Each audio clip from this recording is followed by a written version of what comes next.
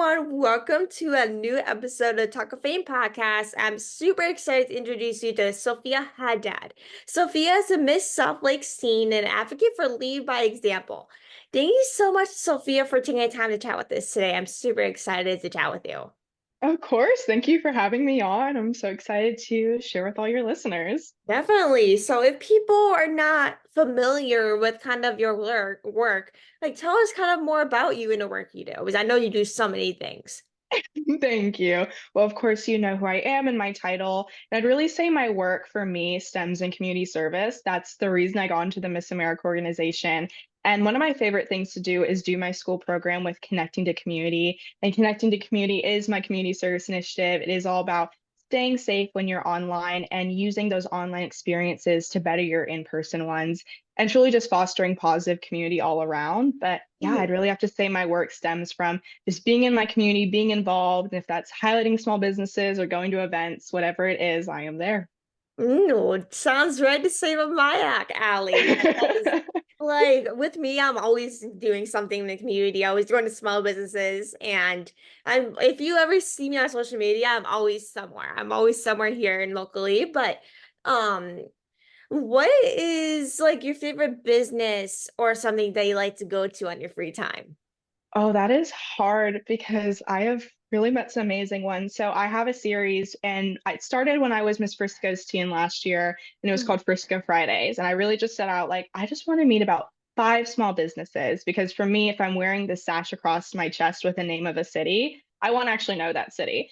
So I Mhm. was like, let me just try out a few, just kind of go in and say hi. And I went to Batch Bakery in Frisco, Bittersweet Ivy, which is a boutique there. And then once I became a South Lakes teen, I transferred that over to the amazing city of South Lake, and I met a lot of good ones. So I'm gonna give Batch a shout out.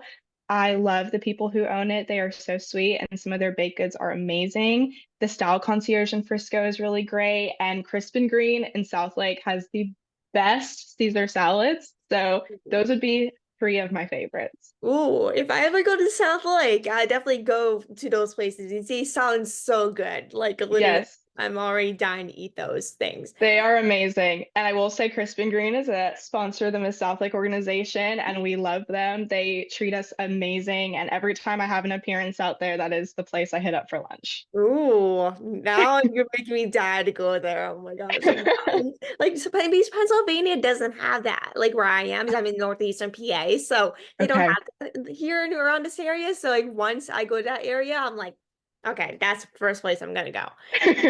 But as you said earlier, you started kind of like an initiative called Connecting to Community, which is meant to empower tech users to protect themselves emotionally, neurologically, and physically when online and on social media.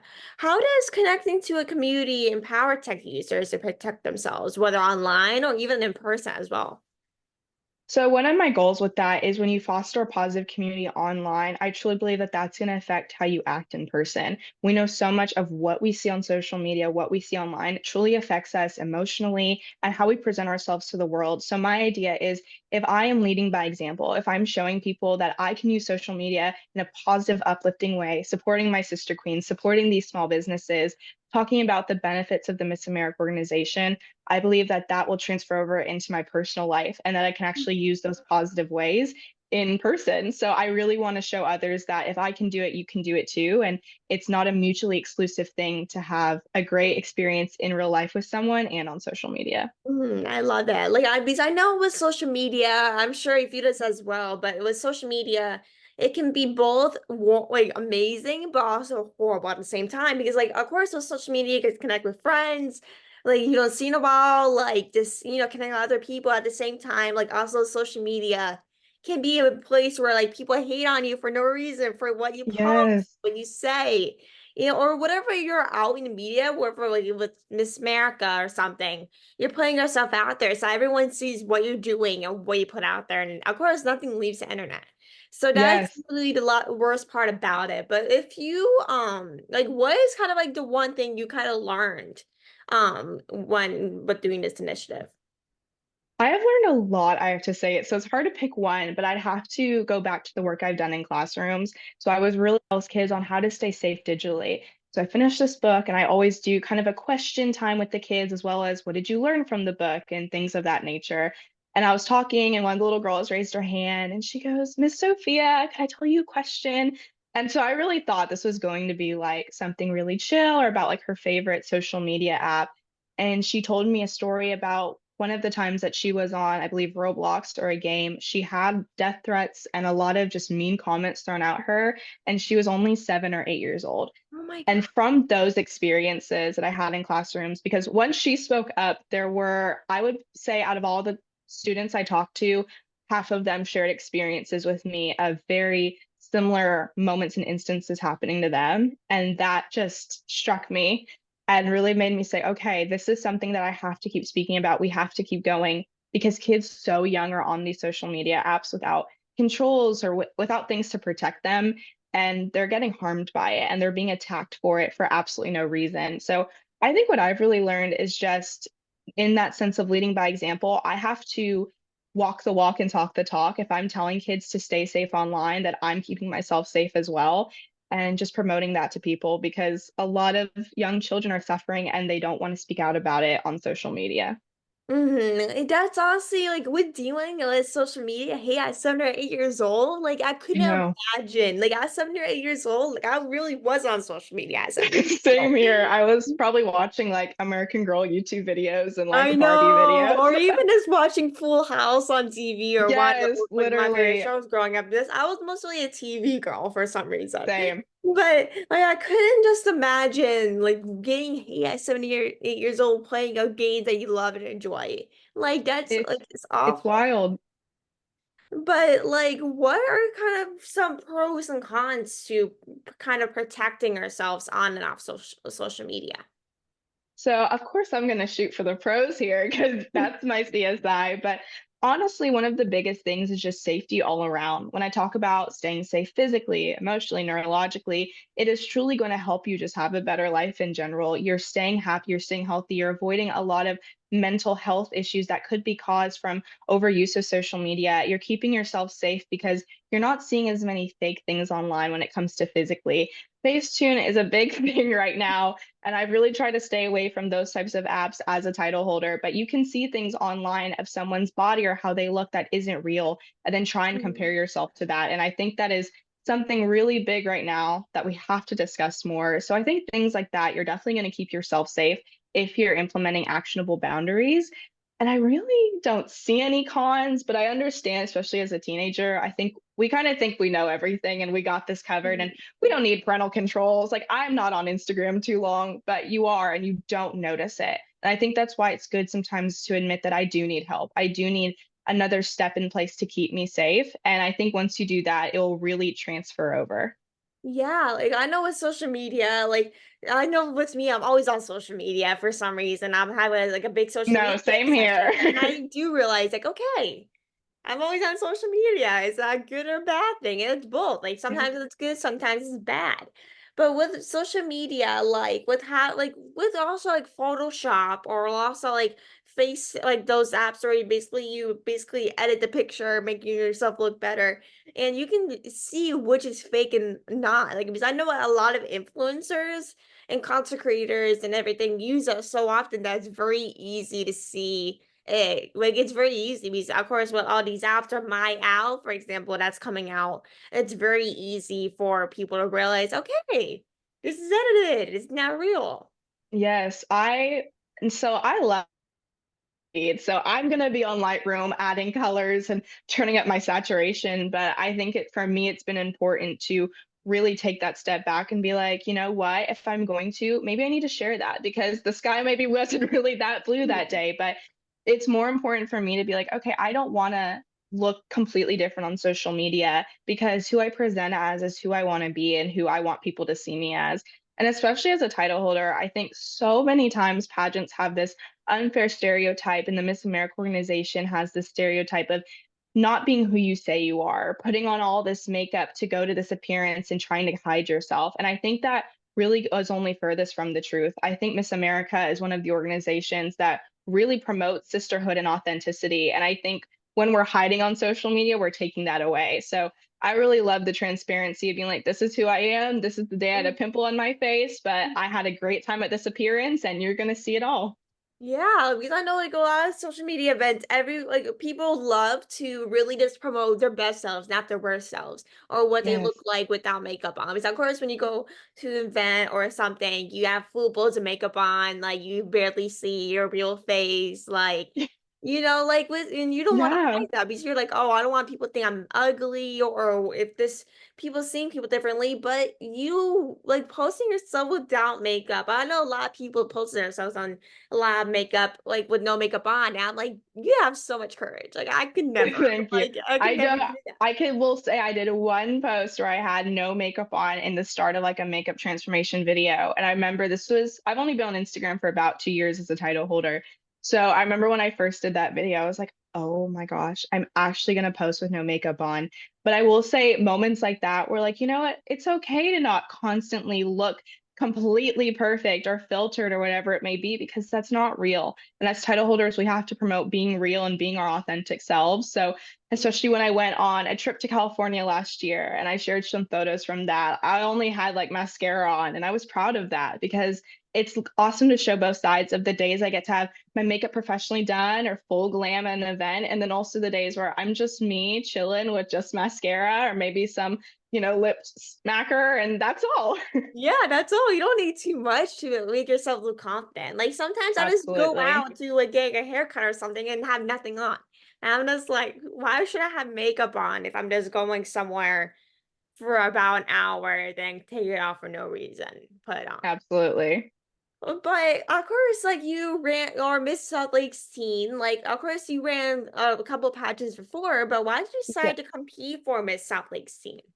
Yes. So I honestly, this year coming back, so I competed at Miss Texas Teen. I was fourth runner up, which was just a wild experience. I'm so Mhm. blessed for as Miss Briscoe's teen. And so I knew coming back to the organization this year, I really wanted to make sure I was being just completely myself and with an organization I felt best represented me and would best prepare me for the job of Miss Texas Teen and then hopefully Miss America's Teen. So I really kind of sat down and I got to speak with Danae Couch and Bryce Couch, who are my two incredible directors. And I went and got coffee with Danae a few weeks after Miss Texas and just sat down with her and told her, this is what I want to do. This is what I'm hoping to do. And we just talked through everything. And she was just absolutely incredible and made me feel so secure in our prep for Miss Texas and how I'd get to serve the city of Southlake. And then just knowing other former Miss Southlake's teens, Summer Owens and J Bell Kimbrell, and getting to speak with them, I was like, this is the place for me. This is the title.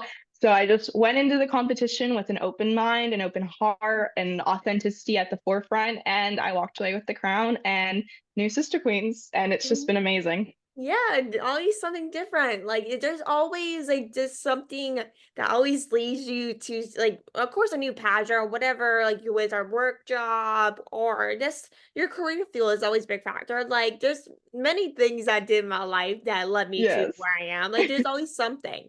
But how was kind of like this pageant different from the last like pageants that you did? I will say the number one thing was being myself. And if you know any pageant girl, the one thing they will say is once I was myself, I started to see those crowns, I started to see those sashes. And it is so cliche, but it is so true. I remember at state, I kind of went in like, I need to be myself, but also, what do the judges want? And I think that always hinders your ability to just show them your authentic self. So when I went into my South Lake interview, I was like, here I am, take it or leave it. If I flub a word, if I say something I didn't mean to say, oh well, we're just going to go be real. And I walked out of that interview so confident, so content with what I had done. At the end of the night, I went overall interview and I was like, okay, so being yourself is the way to go, just being real.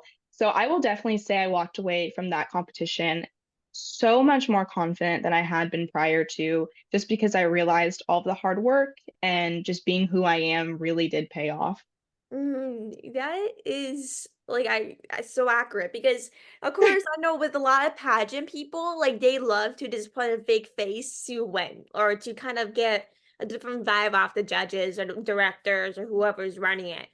Like I know with a lot of people online they're like okay they're so happy like they're cheering but inside or when they go home they're like I just want to go to bed like I'm so Yeah. miserable like with me, I'm literally have those two moods all the time. I'm just like, yeah, I'm so happy. Then I'm like, I'm just done with myself. Like this Yeah. is done. Well, to even add to that, at Miss Texas, and especially during finals night, once I made top five, like there was nothing but smiles on my faces. I mean, once I made top 10, there was nothing but smiles. So all the photos you'll see from that night are just beautiful. But I will tell you, after we said our names and we said our introductions right before we called the top 12, I'm walking up the steps to the podium and I completely face planted in front of everyone, but luckily all the girls were standing in front of me. So I just go down. And if you watch the pageants live video, so many of my sweet sisters are like just dying laughing. And they're like, oh my gosh, are you okay? And I'm like, I'm good. It's fine. So that really to me showed the honesty of pageants. I was like the next second when I got called, I was smiling and on the verge of tears. But if you didn't see before that, you would never know that I completely face planted in my adorable opening number outfit and high heels. Oh my gosh, I cannot imagine like how doing that. But hey, at least you went up and back and did it though. That's the most important thing. Right? I mean, at least there were no bruises because we had fitness right after that and we were in shorts. And I was like, just please let there be no bruises. Like, that's all I Like need that's all I right want. There now. can be bruises later, but not right now, Yes. I'm like, please. just not now. I'll break a leg, but like later, not now. That I'm like this is the most important thing in my life. Like if I have a bruise, this is gonna be the ending game for me. Yes. Oh, and I feel like that's so real too. Like when you're at a pageant, you're like, everything else can happen later. Like if the earth is going to end tomorrow, it better be tomorrow because we have a pageant right now. Like you are so lasered in, you're so focused. So it's really important to have those funny moments. And I will say, falling on my hands and knees and almost face planting definitely was one of those moments where I was like, at the end of the day, this is a pageant. We're here to have fun with our sisters, and that's what matters. Exactly. And I heard that you did a redemption of Jack Fina's Boogie, which I'm like, like once I saw that, I'm like, oh my gosh, I have to ask this question. But why, like, or how did you kind of choose to do that? So I work with an amazing piano teacher at Parker Piano Studios in Fort Worth. Shout out to them. I have been with Julia Parker, my teacher, since I was 3 years old. So, and I can't fully say I loved piano at first. I was forced into it by my mom. And about 5 years in, I was like, thank God she put me in this because it is so incredibly fun. It's what I do on my off time when I'm practicing for Miss Texas. I just love it. But she brought that song to me because I just had no clue I was going to play first date. I had so many choices. I was like, do I do pop? Do I do classical? Do I do a rock song? Like, what do I do for this? And one of her fellow teachers found it like in her mom's old piano book and was like, maybe y'all should just try it, see what happens. And she sent me the track, and I was like, there's no way I could play this song. This is so fast. This is so hard. But she really just reassured me. We took it so incredibly slow. And it's one of my favorite pieces I've ever played to this day. I'll go back and listen to it and be like, I cannot believe I got on stage and played it. I'll still play it every so often. It was a wild song choice, but I loved it. I'm really glad I got to do it. And I got rookie talent with it, which was just the most amazing experience. Ooh, like, did you sing too, or did you just play a piano? So I take voice lessons, but I do not offer my singing abilities for anything. They are definitely not at the level of my piano. So I did not sing with it. I had been asked to do that, and I just completely said no, that was not for me. But I did play, so I did not get to sing. I would do the exact same things. I'm such a horrible singer that I'm like, I do not want to embarrass myself in front of a couple thousand people or people watching.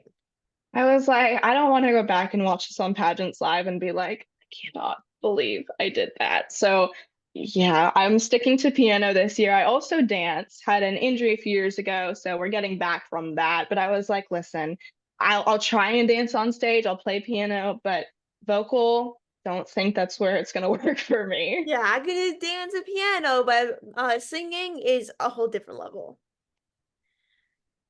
But like, what type of dance do you do? I'm curious. Yeah, so also when I was 3, I started with ballet and I've done jazz, modern. I love like a contemporary lyrical. I've never gone to train in it, but I've just always loved that. But I have a condition, which is a femoral anteversion, which is a very big way to say my femurs, instead of facing completely forward, turn in just a little bit. And if you ever watch ballerinas or dancers, you'll know that a lot of what we do is in turnout. So I struggled with that for many, many years, got an injury from it, and then later realized what I had, and I've been building back from that. So that's definitely been a very interesting experience, a lot of dedication, discipline to come back from those experiences. But yeah, I love dance. Dance will always be my first love. It is something I love to do. So when opening number happens at Miss Texas, I am ready. Yeah, like I love dance too. So once you said dance, I'm like, okay, now here's a different subject I have to add on. At least I Oh love yeah. dancing. So I'm like, this, I can talk about dance all day and every day. It will Oh never yeah. be boring. Yes, absolutely. But before we head off, I wanted to ask you, like, what is some advice for girls or women that want to get involved in pageants? I would say specifically for the Miss America organization, and this is kind of like a weird first one, but watch the competition because I think it really gives you a great idea of what you're getting yourself into. I know when I was going to do my first local, I watched some videos on Pageants Live of the girls and was like, oh, wow, this is amazing because these women, they're so intelligent, they're so eloquent, but they also look amazing in fitness, amazing in gown, have these amazing talents. They're just all around amazing. So I just think that's really great to first kind of know what you're getting yourself into and feeling prepared. And honestly, reach out to girls who have done it, whether it is the girl who represents your hometown, your state title holder, local directors, because I think it's just great to have that all around idea of what you're going to be doing, what you're getting yourself into, and hearing advice from them. Because some of the best advice I feel like I've gotten for interview, for different things, has been from girls who have done it. But trust yourself, know you can do it, know you are exactly where you need to be, and that go into that interview room and just show them who you are. Because I think when you are, as I've said many times, authentically you, it truly translates and it's someone that people will love. That's some great advice. And that's honestly the most important thing is being yourself. That's something Yes. a lot of people struggle with. And especially in pageants, they want to put on a face to really just, win the competition. But especially in Miss America, a lot of people are looking for people that are actually themselves. And they Yes, that people is. oftentimes be like, okay, this person's faking or this person's actually themselves. Like it's very easy to figure out, okay, is this person themselves or is it fake? Like it's very easy. Yes, it reads. So don't try and be anyone you think the judges want because at the end of the day, and that's okay. I will add that too. The judges are rooting for you. I think it is so easy to imagine the judges as like these big, scary people who are Mm, deciding your fate for the evening, and it is completely further from the truth. Some of the judges have been the nicest people ever. So just know that they want you to do amazing. They want you to do well, and they want to give you a crown. They just want to make sure you're ready for that job. And where can people find you on social media if they want to connect with you? Yes. So on Instagram at Miss South Lakes Teen or at Miss South Lake Teen TX. Those are both of my accounts. So you can go follow me there. And then on Facebook, it should be at Sophia Haddad. I think that's all the socials I have for right now. I've not ventured into TikTok yet. So Yeah, if you need help with any TikTok, I'm your girl. I'm a pro. So if you need help, just let me awesome. know. But yeah, make sure everyone to go follow for her. She's amazing. The work she's doing is absolutely awesome. And I hope Thank everyone you. enjoys today's episode. Make sure to subscribe, review, or whatever how much things are on YouTube or Spotify or Apple Podcasts. I hope everyone enjoys the rest of your day. And thank you so much, Sophia, for taking the time. Thank you so much. This was awesome. Thank you so much. Enjoy the rest of your day. Thank you. You too.